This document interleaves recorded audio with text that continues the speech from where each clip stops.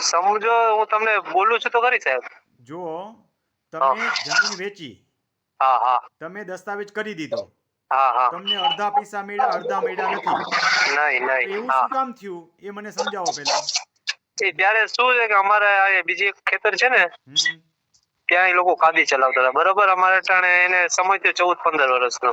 હા હા તો અટાણે અમારે એવું ઘર જેવું સંબંધ હતો, બરોબર. અટાણે થોડાક બાકી છે ને, હા અટાણે અમે એ લોકો પાસે માંગવા ગયા, તો અમે એનું એમ કીધું કે તમે અમને પૈસા આપી દો એટલે અમે મંડળી ભરી દે, બરોબર. બરોબર છે.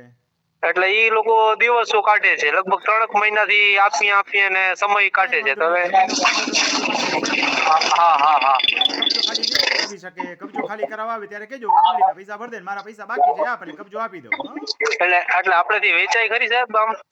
પહેલા વેચી નીતિમત્તાથી ન શકીએ? વેચી શકાય ને કાયદાકીય રીતે ન વેચી શકાય. એકવાર તમે દસ્તાવેજ કરી દીધો છે, હા હા. જેલમાં જવાની તૈયારી હોય તો વેચાય.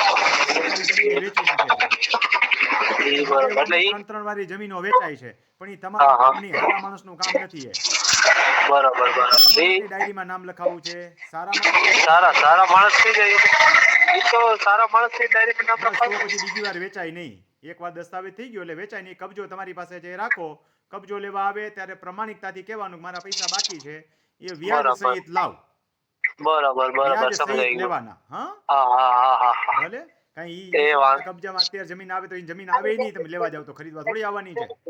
નહીં નહીં ને અને બીજી નહીં. વાર વેચતા નહીં. હા, ના, એટલે આમ બીજાને વેચાય તો નહીં ને સાહેબ? આપણે કઈ બીજું કઈ કરવું તો થાય નહીં ને એમ. મારા એની ઉપર વાલા, કેસ વેચાય એમ નહીં. એકવાર નહીં. રજીસ્ટર દસ્તાવેજ કરી દીધો છે. એટલે એમ ના, આપણે એની માટે કઈક આપણે બીજું કઈ કરવું હોય તો થાય નહીં કાંઈ ને ન એમ. કરી શકો. તમે વેચાણ દસ્તાવેજ કરી દીધો છે, પૈસા મળી ગયા છે, એમાં લખેલું હોય. હા, બરોબર. આ ઓડિયો મૂકીશ યુટ્યુબમાં, 2 વાર સાંભળી લેજો. એ વાંધો હું નહીં. ખોટા કામ કરતા કોઈને શીખવતો નથી. હા, એ વાંધો. ભલે, આવજો ભાઈ. ખેડૂત મિત્રો, આવું કેમ બને છે એ સમજાય નહીં. જમીન તમે જ્યારે વેચી નાખો છો તો પૂરા પૈસા લઈ લ્યો ને, અડધા પૈસા બાકી શું કામ રાખો છો?